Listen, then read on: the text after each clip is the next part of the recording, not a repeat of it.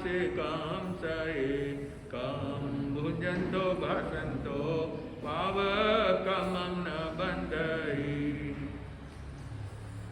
भगवान से प्रश्न कर रहे हैं कि प्रभु आप कहते हैं कि चलते हैं तो क्रिया लगती है, बोलते हैं तो क्रिया लगती है, खाते हैं पीते हैं सोते हैं,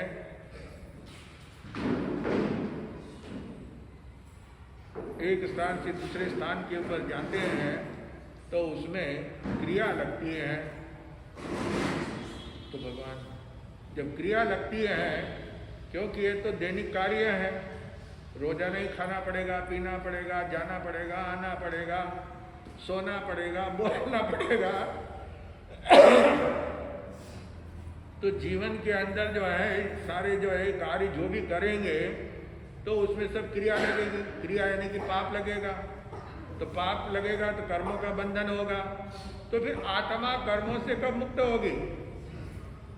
जब पाप ही पाप लगता चला जाएगा तो फिर हमारी आत्मा का कल्याण कैसे हो सकता है? तो क्या करें? क्या बोलना छोड़ दें, खाना छोड़ दें? संसार में बैठे हैं तो संसार के सारे दैनिक कार्य करना पड़ता है। संसारी लोगों को उनके लिए तो कोई बात नहीं है, परंतु जो संयमी जीवन के अंदर आते हैं, दीक्षा ग्रहण करते हैं, अब उनके जो है चलने से, फिरने से, उठने से, बैठने से, बोलने से, दैनिक कार्य करने से, का हाथ भी हिलाते हैं तो भी कर्मों का बंधन होता है, जीव हिंसा होती है। क्या होती है? क्योंकि लोक के अंदर ठसाठस जीव भरे हुए हैं पूरे लोक में। जिस तरह से काजल की कुप्पी के अंदर काजल कैसा भरा हुआ होता है, घी के बर्तन में घी कैसा भरा हुआ होता है, ऐसे ही पूरे लोक में ठसाठस जीव भरे हुए हैं। तो हम ये हाथ भी हिलाते हैं, हमारा कपड़ा भी हिलता है, बोलते हैं, तो उसमें सब जीवों की क्या होती है? हिंसा होती है। तो फिर क्या करें?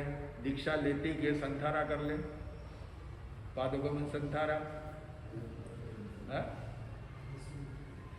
पादोगमन संथारा कर ले। न हिलना, न डुलना, चलना, न आंख बंद है तो बंद रहने देना, खोलना नहीं, और आंख खुली है तो बंद करना, एक सरीके आंखें खुली रखना।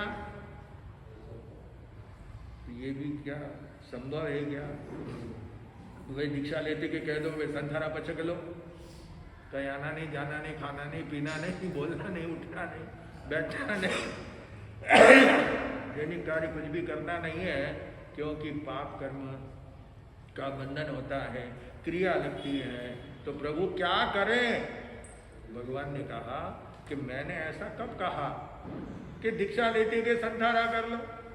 अगर यही स्थिति होती कि जो अनंत 24 हो गए, अनंत तीर्थंकर हो गए, तो वो भी पहले बोल करके जाते।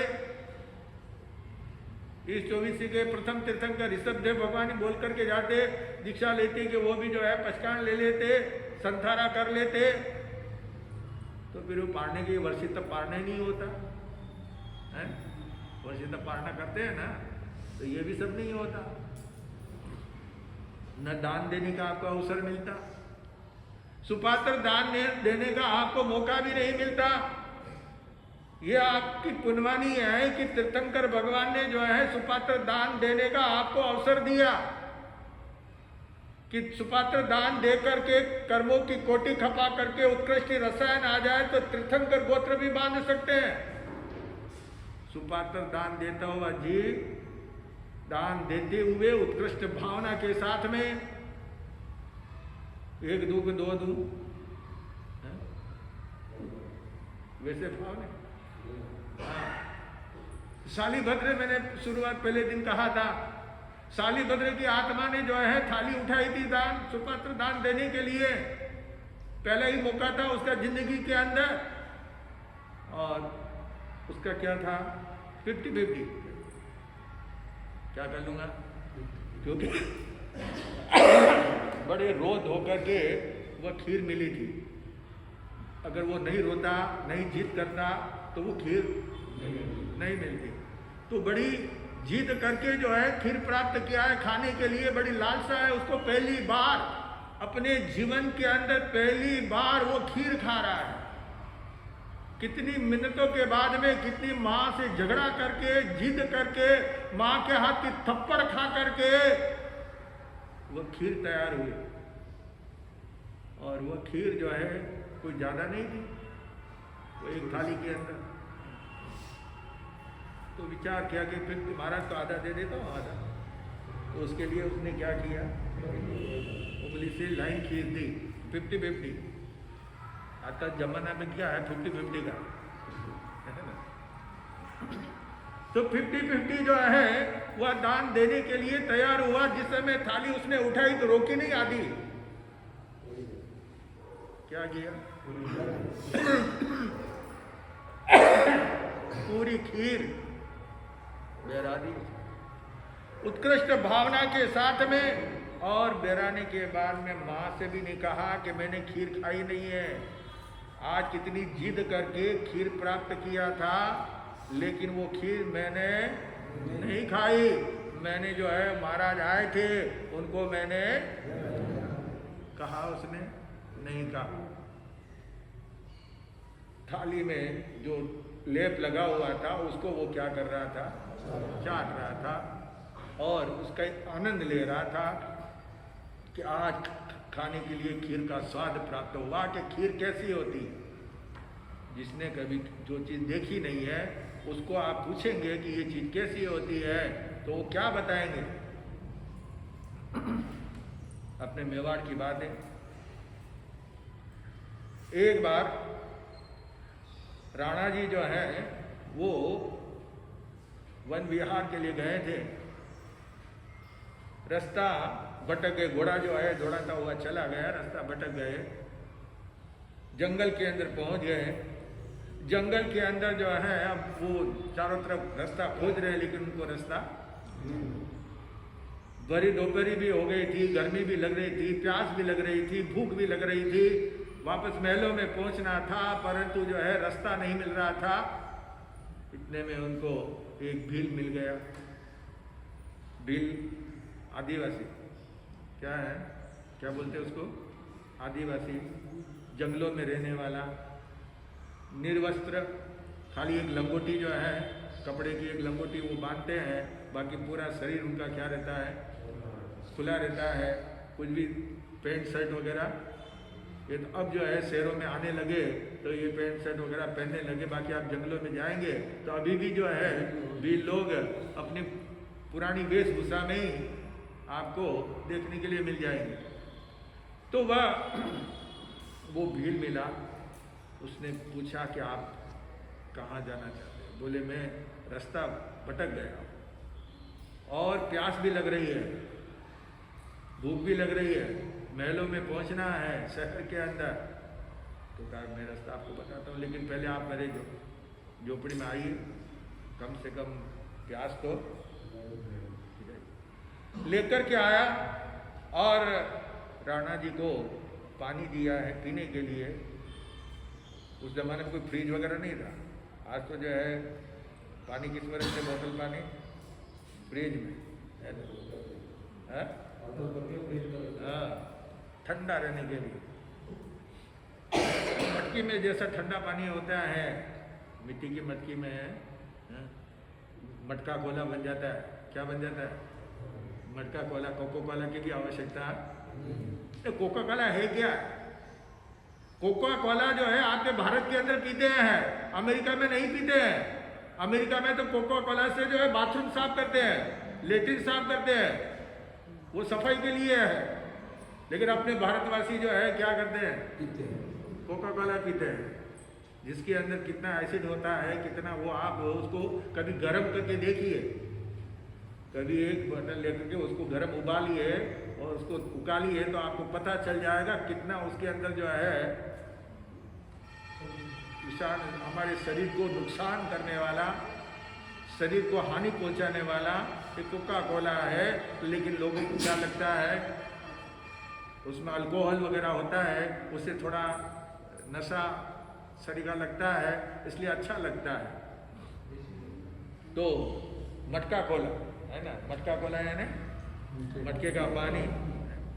राणा जी ने पानी पिया और उस भील के यहाँ पे तो या तो बाजरे की रोटी या मकई की रोटी, जवारी की रोटी, वहाँ पे नरम नरम फुलके वगैरह जो है ना वो नहीं होते। राणा जी ने वो लिया है क्योंकि भूख मिट्टी की लापसी, लापसी मीठी होती है कि भूख मीठी होती है?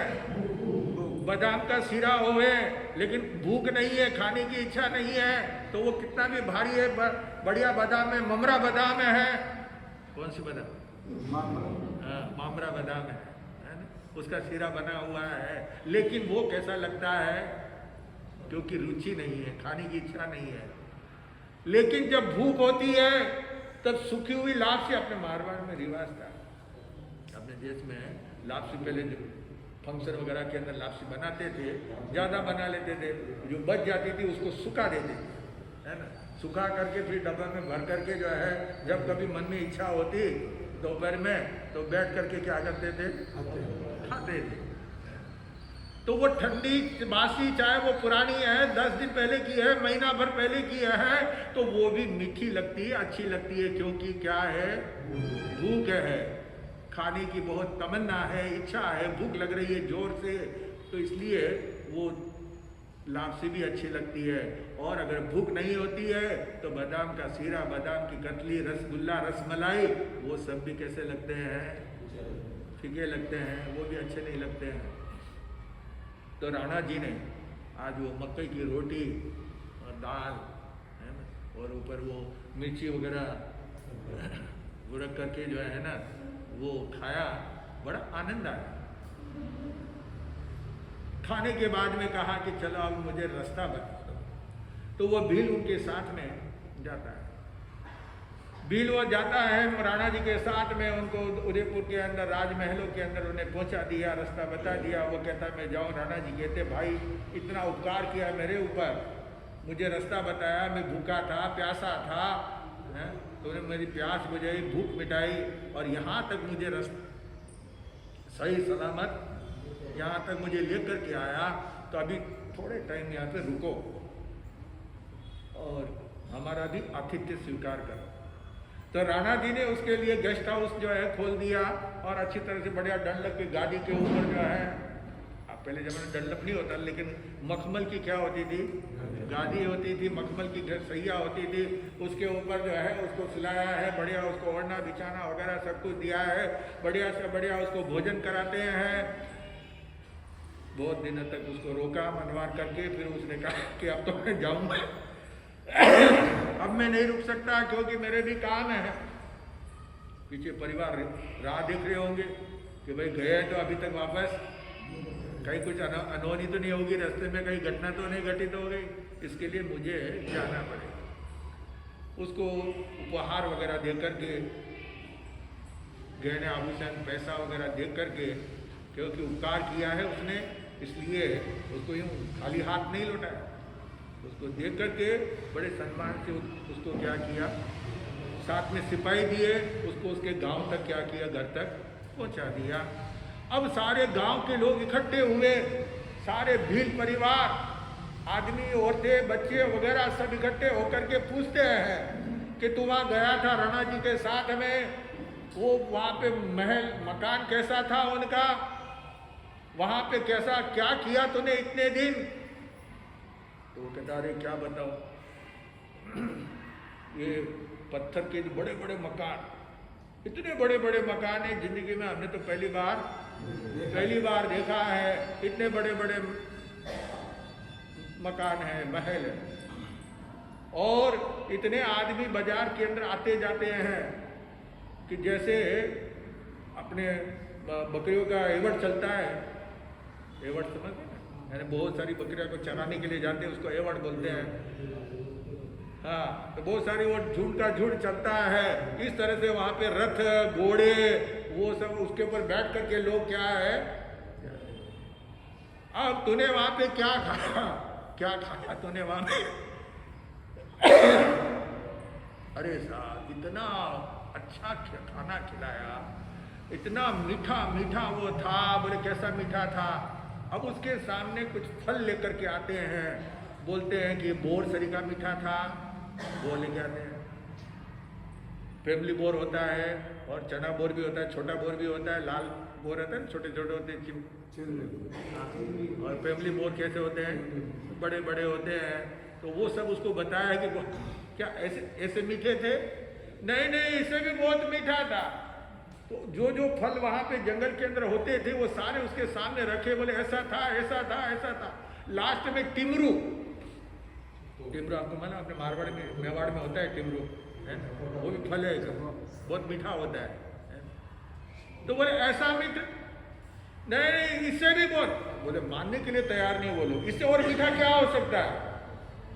इससे मीठा और क्या हो सकता है? अब उसको वहां पे जो है गुड़ की मिठाइयाँ बना करके, गुड़ का हलवा बना करके, शक्कर का बना करके उसको जो है खिलाया जाता था। तो वो कितना मीठा लगता था, मिश्री वगैरह उसको खिलाई जाती थी। तो उसके सामने ये टिमरू वगैरह भी कुछ भी, अब वो उसकी परिभाषा वो नहीं कर सकता।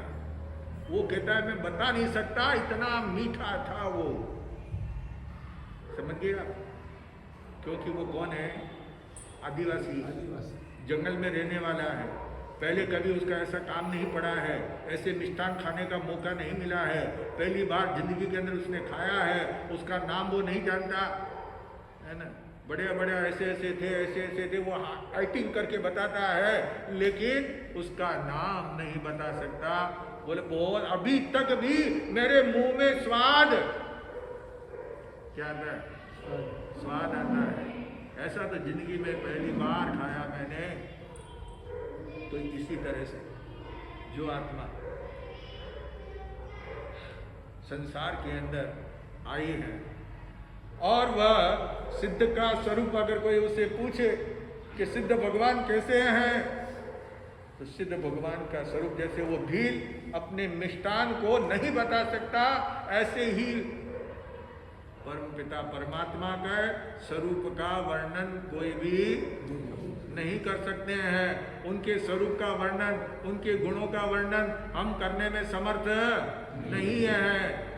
तो मैं आपको बता रहा हूं कि कहम चरे कहम चिठे, कैसे चलना, कैसे उठना बैठना खाना पीना सोना वगैरह का, जिसकी वजह से जो है हमारे से कोई क्रिया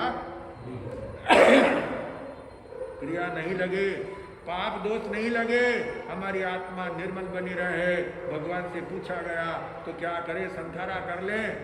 भगवान ने कहा ऐसा मैंने नहीं कहा कि संधारा करो, क्योंकि अगर ऐसा संधारा होता तो पहले तीर्थंकर से चली आ रही परंपरा चलती रहती।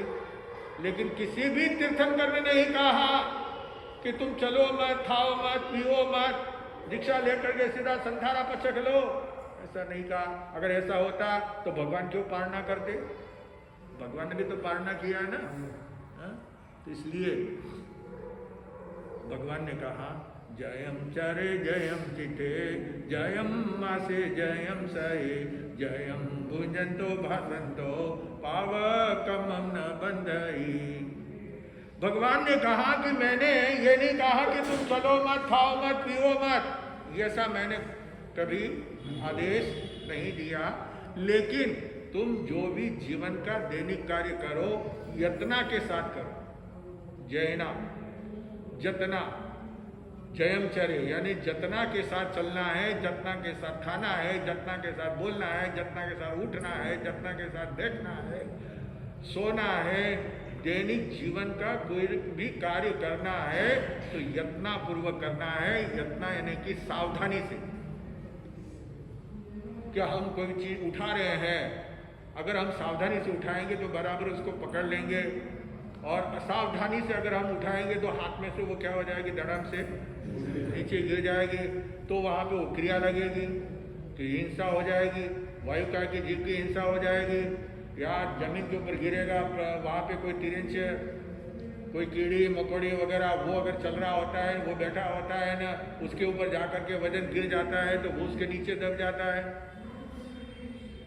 तो कोई भी कार्य करें, दैनिक कार्य अपने जीवन के अंदर, तो सावधानी से करना है। और आप भी गाड़ी भी चला रहे हैं तो सावधानी से चलाओ, लिखा हुआ होता है सावधानी हटी दुर्घटना घटी। आप एक थोड़ी सी लापरवाही से, एक थोड़ी सी असावधानी से आप स्वयं मुसीबत में पड़ सकते हैं, और सामने कोई आ गया तो वो भी मुसीबत में पड़ सकता है। कितने एक्सीडेंट हो रहे हैं, साधु साधियों के हो रहे हैं, कितने साल में जो है कितने एक्सीडेंट हो जाते हैं साधु साधु, और कितने लोगों के एक्सीडेंट होते हैं। परिवार का परिवार जो है एक्सीडेंट के अंदर क्या हो जाता है, खत्म हो जाता है। तो ये सावधानी की क्या है, बहुत आवश्यकता है। जीवन के अंदर, संसार के अंदर आप कार्य करते हुए, ग्रस्त जीवन का पालन करते हुए भी वहां पे आप सावधानी से अगर रहेंगे तो आप पाप कर्म से बचेंगे, कर्मों का बंधन ज्यादा नहीं होगा, और आपके अपने जीवन की सुरक्षा भी। गैस चालू किया है और सावधानी अगर हो जाती है ना, वापस बंद नहीं करते हैं, ऐसे चालू करके छोड़ दिया तो क्या हो जाएगा। अब ये बता रहे थे, कल बता रहे थे एक भाई,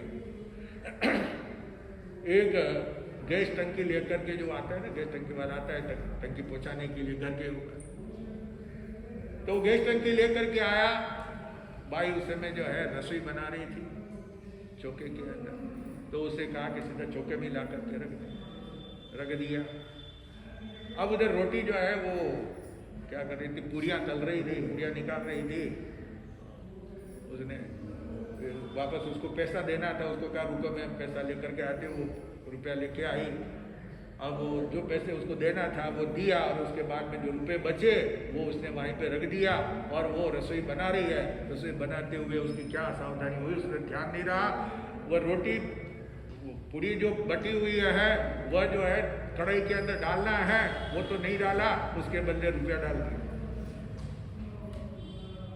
नोट पड़े थे, असावधानी से क्या हो गया, वो रुपए जल गए, खत्म हो गए, किसी काम के नहीं रहे। अब बाद में उसे होश आया कि ये क्या किया, ये क्यों हुआ, असावधानी से। अगर वो सावधान होती कि भाई यहाँ पे मैं रोटी बनाने तो यहाँ पे रुपए रखना भी नहीं चाहिए, आप भी पकड़ सकता है। कागज है, नोट जो है ना, कागज के नोट है, वो जल गए तो कुछ काम नहीं आते। पहले चांदी के सिक्के चलते थे तो वो जल जाते तो भी काम आते। चांदी क्या होती थी, सोने के सिक्के होते थे, है ना, तो वो जल भी जाते तो वापस वो सोना और चांदी तो वापस क्या होता है, काम आ जाता है, उसका पैसा मिल जाता है। लेकिन नोट जो जल जाते हैं तो उसका पैसा, हाँ, ये भली हो सकता है कि उसका नंबर अगर सुरक्षित बच जाए तो नोट वापस आपको क्या हो सकता है, मिल सकता है। लेकिन वो नंबर ही जल जाते हैं, खत्म हो जाते तो फिर कुछ भी मिलने वाला नहीं। तो ये नुकसान उठाना पड़ा। क्यों उठाना पड़ा नुकसान, असावधानी। आप गाड़ी चला रहे हैं, गाड़ी चलाते हुए जो है आपका गाड़ी स्पीड में चल रही है और सामने देखा कोई आ रहा है तो गाड़ी को जो है ब्रेक लगाना पड़ता है। तो आपके कार का जो है जैसे आप पाँव ब्रेक के ऊपर पाँव रखेंगे तो गाड़ी क्या हो जाएगी। लेकिन असावधानी से ब्रेक की जगह के ऊपर एक्सीलेटर के ऊपर पाँव रख दिया तो क्या हो जाएगा, स्पीड और बढ़ जाएगी। रुकने की जगह पे जाकर के टकराएगी, सामने वाले को भी मारेगी और खुद भी मरेंगे, या हाथ पैर तोड़ेंगे, कुछ भी नुकसान होगा शरीर का, पैसे का भी नुकसान होगा और शरीर का भी, परिवार दुखी होगा, है। तो इसलिए कहते हैं सावधानी रखें। सावधान से हम जो भी काम करें, चाहे ग्रस्त जीवन में है चाहे साधु जीवन में है, जो भी वो कार्य करते हैं तो उसमें उनको सावधानी की क्या है, आवश्यकता है। सावधानी से वो चलेंगे तो टकराएंगे नहीं। चलते चलते आप बाजार में जा रहे हैं, दौड़ते हुए जा रहे हैं तो रास्ते में किसी से टकराएंगे, किसी आदमी से टकरा जाएंगे, कोई माजी से टकरा जाएंगे, कोई बच्चे से टकरा जाएंगे, कोई माल उठा करके तोड़ करके लेके जा रहा है, ठोकरा वगैरह लेकर के जा रहा है फल वगैरह बेचने के लिए, उससे टकरा गए तो बेचारे का सारा सामान और कोई जो है गेहूँ वगैरह पिसा करके जो है वो लेकर के आ रहा है डब्बे के अंदर, सिर के ऊपर रख करके उसे टकराए तो पूरा आटा कहाँ गिरेगा? नीचे जमीन पे गिरेगा। तो इसलिए भगवान कहते हैं सावधान, सावधानी से सारे कार्य करो। अगर आप सावधानी से कार्य करेंगे, सोच समझ करके काम करेंगे, क्योंकि काम करने के पहले मनुष्य को सोचना चाहिए कि ये काम मैं कर रहा हूं, इस काम का क्या फायदा होगा। आप व्यापार धंधा करते हो तो व्यापार के अंदर जो है माल लेकर के आते हो तो उसमें फायदा देखते हैं ना, है ना? जितना माल आया है, जितना पैसा लगा है, भाड़ा लगा है, बनावट का लगा है, तो उसका सारा जो है वो सारा जोड़ तोड़ करके आप उसमें जो है प्रॉफिट अगर मिलती है, कुछ फायदा होता है तो वो आप धंधा करेंगे। और जिसमें अगर नुकसानी उठानी पड़े तो वो धंधा, तो उसमें तो पूरा घर का क्या हो जाएगा? दिवाला निकल जाएगा, दुकान उठ जाएगी। इसलिए जो भी काम करे तो मनुष्य को जो है सोच समझ करके करना चाहिए कि ये काम मैं कर रहा हूँ, ये कदम मैं बढ़ा रहा हूँ, मेरे ये कदम बढ़ाने से मेरे को फायदा होगा या नुकसान होगा, कहीं मेरे जीवन के ऊपर कोई आघात तो नहीं पहुँचेगा। इस प्रकार हर काम को सोच समझ करके करना चाहिए। आज के समय के अंदर समय की गति बड़ी तेज, घड़ी का कांटा क्या होता है ना, बड़ा तेजी से दौड़ता है ना? तो घड़ी का कांटा घूमता है, उसी तरह से आज की जिंदगी हमारी जो है कांटे की तरह हो गई है। तेजी के साथ में हम भागते चले जा रहे हैं, लेकिन ज्ञानी कहते हैं कि सावधान रहो। सावधानी से कार्य करोगे तो तुम पाप कर्मों से क्या हो जाओगे? बच जाओगे। और सावधानी से अगर काम नहीं करोगे तो तुम्हारा जीवन जो है बहुत संकट में हो सकता है, तकलीफ में हो सकता है। जीवन को अगर अच्छी तरह से व्यतीत करना है तो उसके लिए सावधानी की परम आवश्यकता है। अभी आपके सामने एक चरित्र प्रारंभ कर रहा हूँ, रतन कुमार का चरित्र है। परमेष्टि परिवंदिये पूर्ण पावन श्री जिनवाणी शारदा सदा नमाऊसी। श्री गुरु युग पत्र कमल में मेरा दृढ़ विश्वास, जिनकी सुभाषिष से होता लील विलास। परमेष्टि को याद स्मरण करके परमेष्टि के चरण कमल के अंदर वंदन नमस्कार करते हुए और कह रहे हैं कि हे प्रभु, आप पावन हैं, पवित्र हैं। आपके चरणों का आश्रय पा करके, आपके चरणों की रज पा करके मैं भी पवित्र बन सकता हूँ। और आशा पूर्ण कीजिए मेरी। जिनवाणी शारदा, शारदा यानी कि सरस्वती। सरस्वती जो माता है विद्या की, क्या कहलाती है? विद्या की देवी कहलाती है। तो क्योंकि धन की देवी तो कौन कहलाती है? लक्ष्मी। शक्ति की दुर्गा माँ, है ना? तो ये तीन देवियाँ हैं, त्रिदेव है और त्रिदेवियाँ हैं। लक्ष्मी किसकी पत्नी है? विष्णु की। और सरस्वती ब्रह्मा जी की। ब्रह्मा जी की पत्नी है सरस्वती। और पार्वती जो दुर्गा के नाम से पहचाना जाता है वो पार्वती है, वो है शिव जी की, है ना? त्रिदेव है और त्रिदेवियाँ हैं तीनों।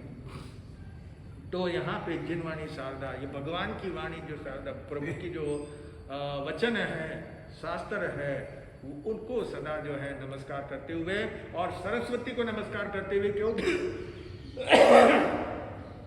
देवे तो 8 है, देवे कितनी? 8 वो तो 8 देवियाँ है ना। वो नौ दुर्गा है ना, नवरात्रि में मनाते हैं ना नव दुर्गा, है ना? अलग अलग उनके नाम, अलग अलग नाम है देवियों के। तो यहाँ पे बता रहे हैं कि उस शारदा माता को नमस्कार करते हैं, क्योंकि वो विद्या की देवी है। अगर वह प्रसन्न नहीं होगी तो हमें कुछ भी विद्या नहीं आने वाली है।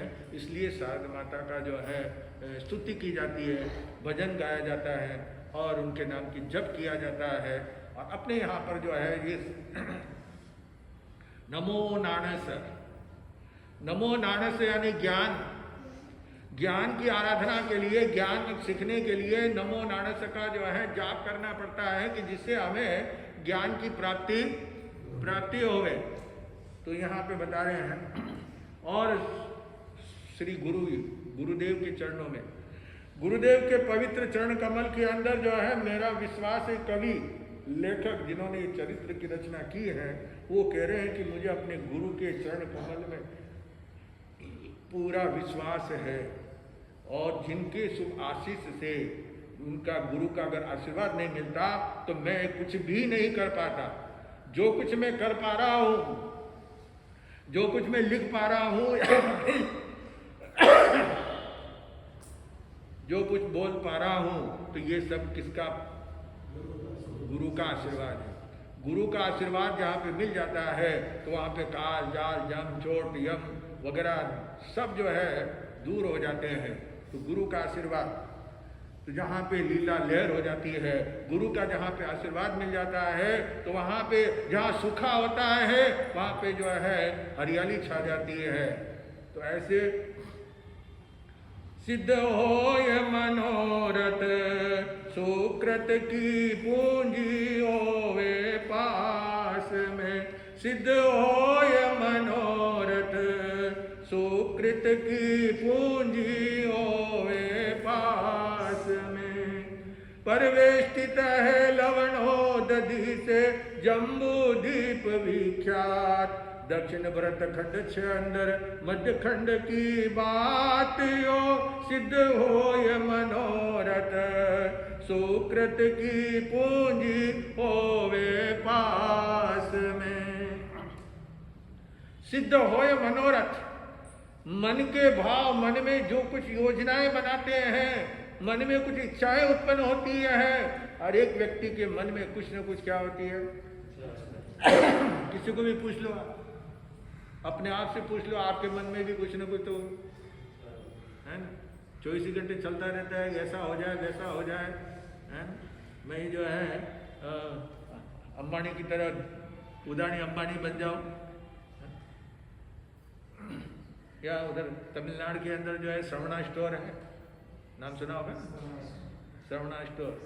वो श्रवणा स्टोर वाला जो है आज से 40-50 साल पहले कितना था उसके पास, और अभी 50 साल के अंदर जो है जगह जगह के ऊपर 7-7, 8-8, 9-9 मंजिल की जो है बड़े बड़े मॉल है ना, होटल तो है ही है जगह पे, लेकिन मॉल जिसके अंदर सोना चांदी कपड़े लत्ते बच्चों के बड़े के हर चीज वहाँ पे, जैसे रिलायंस में हर चीज मिलती है, ऐसे जो है श्रवणा स्टोर के अंदर सब चीजें मिलती है।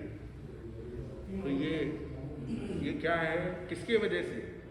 पुण्यवानी, पूर्व जन्म की पुण्य लेकर के आते हैं, सुकृत कर्म उपार्जन करके आते हैं, तो उनको पद पद के ऊपर रिद्धि सिद्धि प्राप्त हो जाती है, बिना मांगे हुए मिल जाता है।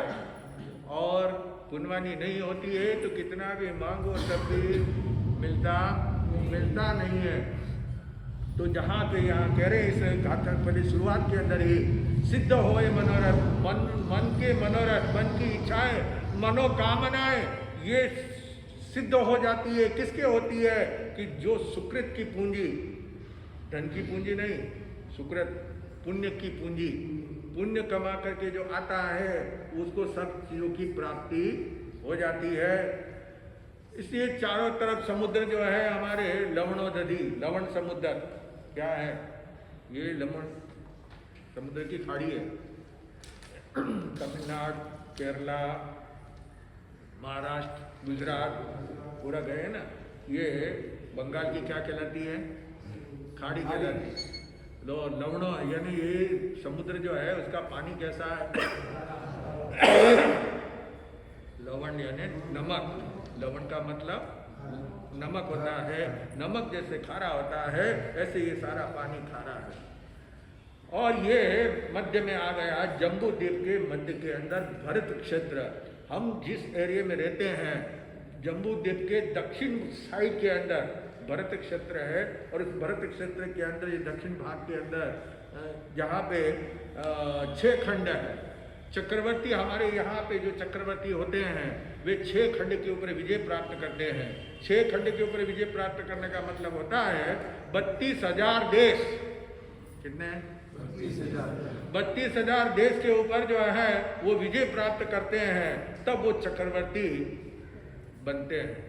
तो ऐसे हमारे 12 चक्रवर्ती हुए हैं। तो ये 6 खंड है। उसका मध्य खंड के अंदर हम यहाँ पे रहते हैं। इस भारत, जिसको हम भारत कहते हैं, अभी ये भरत के नाम से जो है ये भारत नाम पड़ा है। वैसे तो अपने जैन सिद्धांत के अनुसार देखेंगे तो ऋषभदेव भगवान के जो पुत्र थे भरत, उनके नाम से जो है ये भरत, और ये भरत क्षेत्र कहलाता है। हमारे शास्त्र के अंदर ऐसा वर्णन आता है। और वैसे देखेंगे तो एक दुष्यंत राजा का जो है शकुंतला का पुत्र भरत, जिस शकुंतला को जो है राजा ने विवाह करके उसको छोड़ दिया था, उसका जो पुत्र हुआ था उसका नाम भरत था। उसके नाम से जो है लोग कहते हैं कि वो भरत है। दशरथ राजा के पुत्र के नाम से वो भरत, उसके नाम से भी लोग कहने, रामायण काल वाले जो है वो कहते हैं कि उसके नाम से ये भरत है। लेकिन ये भरत क्षेत्र तो हमारा अनादिकाल से है ना, जिसकी वर्षों की हम गिनती नहीं लगा सकते हैं। तो इस भरत क्षेत्र के अंदर ताम्रलिपि नामक की नगरी थी। बहुत ही सुंदर वो नगर था। मनोहर महल, मकान वगैरह सब एक सरीके। अभी तो अपने गांव जैसा जैसे जिसको जमीन मिलती है ना, तो कोई मकान आगे आ जाता है, कोई पीछे हो जाता है, आका बाका टेढ़ा तिरछा, जैसा भी जगह मिलती है वहाँ पे लोग क्या करते हैं, मकान बनाते हैं। लेकिन एक एक गांव नगर ऐसे होते हैं। आप जयपुर में जाइए, जयपुर के अंदर बाजार जो है कैसे एक सरीगा, आप इस कोने से लगा करके उस कोने तक देखेंगे, मील किलोमीटर तक पूरा आपको एक सरीका नजर आएगा। कोई मकान आगे नहीं, कोई पीछे नहीं, सब एक सरीका और एक कलर। क्या है बाजार में? एक ही रंग। अब बाद में फर्क पड़ गया, अभी रंग बिरंगा अपनी अपनी इच्छा से करने लगे। और उसका कारण भी है कि 81 के अंदर जो बाढ़ आई थी जयपुर के अंदर, 81 के अंदर सारे बड़े बड़े मकान हिल गए थे। 3-3 मंजिल की बिल्डिंग जो है ना, कहाँ गई पता ही नहीं, भयंकर बाढ़ आई थी। तो इस तरह से जो है ये, और इस शहर के अंदर ताम्रलिपि नगरी में सभी वर्ण के लोग, 36 कौम जिसको कहते हैं, 36 कौम, हर जाति के लोग जो है वहाँ पे रहते थे। और जाति में आपस में कोई भेदभाव नहीं होता था, कोई लड़ाई झगड़ा नहीं होता था। सब अपना अपना काम और समय के अनुसार वो करते थे। क्या हम कौन है, हरिजन है तो हमारा हरिजन का क्या काम है, महाजन है तो महाजन का क्या काम है, राजपूत है तो राजपूत का क्या काम है, क्षत्रिय है तो क्षत्रिय का क्या काम है। सारे वर्ण जो है बटे हुए थे और सब अपना अपना कार्य अच्छी तरह से करते थे और मिलजुल करके रहते थे। आज तो ये होता है कि अभी हमारे उत्तर प्रदेश के अंदर योगी ने क्या कर दिया, नेम प्लेट लगाना। अब हिंदू की दुकान है कि मुसलमान की दुकान है, मुसलमान की दुकान है तो हिंदू वाला वहाँ पे रहना नहीं, जाना नहीं, खाना नहीं उसके वहाँ का। तो कावड़िए जो है वो परेशान हो गए, क्योंकि मुसलमान लोग ही सारी चीज़ें जो है उनको मुहैया कराते हैं, स्वागत करते हैं, रास्ते के अंदर फल वगैरह सब वही ला करके देते हैं। तो फिर आप क्या करेंगे? कोर्ट में केस चल रहा है, कैंसिल करना ही पड़ेगा। नहीं तो आप जो अनाज खाते वो किसने उगाया है, कौन बेचा है, सब्जी वगैरह कौन बेचने के लिए आ रहा है, फूल वगैरह कौन बेचने के लिए आ रहा है, क्या जाति है उसका, फिर आप उसका कैसे लेंगे? तो फिर क्या करेंगे? भूखे मरेंगे, उपवास करेंगे। तो ये भेदभाव ये हमारे भीतर में इतना आ गया है, ये मेरे तेरे का भेद हो गया है। लेकिन उस ताम्रलिपि नगरी के अंदर सब साथ में मिल करके रहते थे और वहाँ पे धनिक भी थे और धर्मी भी थे। क्या थे? धनवान भी थे और साथ में धर्मवान भी थे। आज क्या होगा, जितना धन बढ़ता है उतना धर्म से दूर होता है। मनुष्य क्या हो गया, जितना पैसा बढ़ता जा रहा है उतना धर्म से विमुख होता जा रहा है। धर्म ध्यान करने के उसके पास में टाइम नहीं है। भाई आज शास्त्र और जाप करना है तो नहीं, हमारे पास में टाइम नहीं है। सामाई करना है, दया करना है, हमारे पास में टाइम नहीं है। और कहीं रिसोर्ट में घूमने के लिए जाना है तो वहाँ टाइम है ना। हाँ, मौज मजा करना है, घूमना फिरना है, खाना पीना है, मस्ती करना है, उसके लिए हमारे पास में टाइम हो जाता है। लेकिन धर्म करने के लिए, लेकिन पहले जमाने में ये बड़े बड़े नगर की ये खासियत होती थी, जितने वो धन उनके पास में बढ़ता था, ऐसे धर्म भी उनका बढ़ता था। धर्म ध्यान करते थे, तो ऐसे वहाँ पे धर्मी भी थे और धनवान भी थे। और इस तरह आगे की बात अपने चलेगी धारावाहिक के रूप में। रोजाना आपको जो है चरित्र, दत्तन कुमार का चरित्र है, ये आपको सुनाया जाएगा। ओम शांति। हाँ जी, पचकार एकासना वाले एक साथ में एकासना एक वो श्री एकासना करने वालों को व्यासना आएंगे। उपवास और भी बचता है पहला पाठ होगा, दो कोर्स से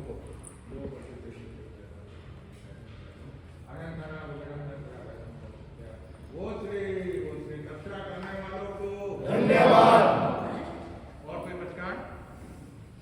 आज की माला जो है वासु पूज्य भगवान, 12वें तीर्थंकर वासु पूज्य भगवान के नाम की एक माला करना। और अभी जब तक नहीं खाओ पे तब तक आप बचकान है दुलता मनता वैसा कैसा तसंत वो श्री गुरुवर आपके उपकार का कैसे चुकाए हम मोल, गुरुवर आपके उपकार का कैसे चुकाए हम मोल। लाख कीमती हो धन भला, लाख कीमती हो धन भला, गुरु है हमारे अनमोल।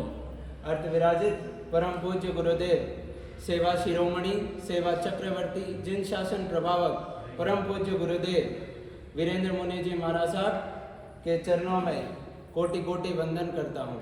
जैसे कि आप सभी को ज्ञात है, गुरुवर ने कहा है कि रिसोर्ट में जाने के लिए काफ़ी समय रहता है और धर्म ध्यान के लिए समय कम रहता है। तो आज पहली बार संघ की विनंती है कि गुरुदेव की इस बात को गलत साबित करना है और सायंकाल का प्रतिक्रमण पुरुषों के लिए जैन भवन उत्तम अंकित विला में सायंकाल 6:30 बजे है। तो ज़्यादा से ज़्यादा संख्या में पधारे और महिलाओं का प्रतिक्रमण इसी मंडप में सिद्धगंगा क्षेत्र में 6:30 बजे रखा गया है। ज़्यादा से ज़्यादा संख्या में पधारे। और इसी बीच जैसे कि आप सभी को पता है कि चातुर्मास के साधारण खाते में कई योजनाएं हैं और एक निम्न सबसे कम वाली योजना है 1500 रुपये की, जो संघ पूजन का नखरा रखा गया है। इसमें एक गुप्त परिवार ने अपना नाम लिखाया है, तो श्री संघ उनका बहुत बहुत आभारी है। और भी कोई महानुभाव स्व इच्छा से अपना नाम लिखाना चाहते हैं तो अपना नाम लिखा सकते हैं। संघ पूजन में और एक नाम है श्रीमान सुरेश कुमार जी, उत्तम चंद जी बागमार, इनका भी संघ की तरफ से बहुत बहुत धन्यवाद। और बाहर से पधारे हुए महानुभाव के लिए जैन भवन उत्तम अंकित विला में चौके में खाने की व्यवस्था, भोजन की व्यवस्था रखी गई है। कोई भी बाहर से महानुभाव पधारे तो उनसे निवेदन है कि श्री संघ को अपनी सेवा का मौका जरूर दें। हाँ जी, मंगल पाठ। चतारी मंगलम मर्यादा मंगलम सिद्धा मंगलम साहू मंगलम केवली मरुतो मंगलम चतारी लोगतमा रियंता लोगतमा सिद्धा लोगतमा साहू लोगतमा केवले परंतो धमो लोगतमा चतारी शरणं प्रपद्यामि अर्यन्ते शरणं प्रपद्यामि सिद्धे शरणं प्रपद्यामि साहू शरणं प्रपद्यामि केवले परंतो धमो शरणं प्रपद्यामि अर्यंतों का शरणा, सिद्धों का शरणा, साधुओं का शरणा, केवली प्रपिता धर्म का शरणा, चार मंगली चार उत्तम और सन्ना नहीं कोई होगा। जो भवि प्राणी करे आराधन उसका आदर अमर पद होगा। अंगुष्ठ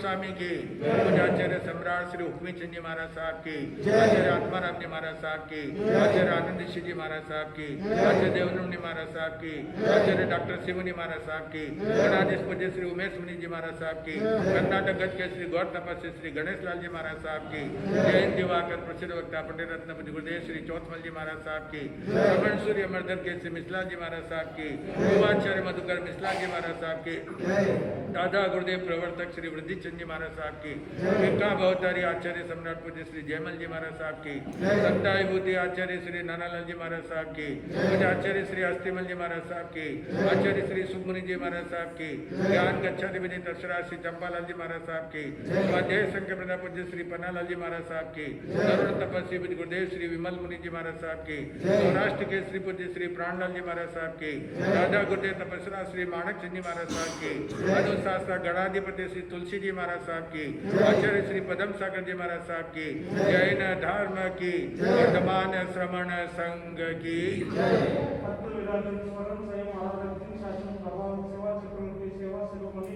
सरस्वामी भूषण श्री वीरेंद्र मुनि जी महाराज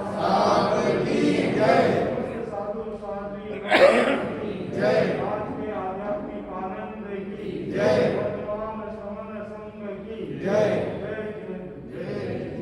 टिको तो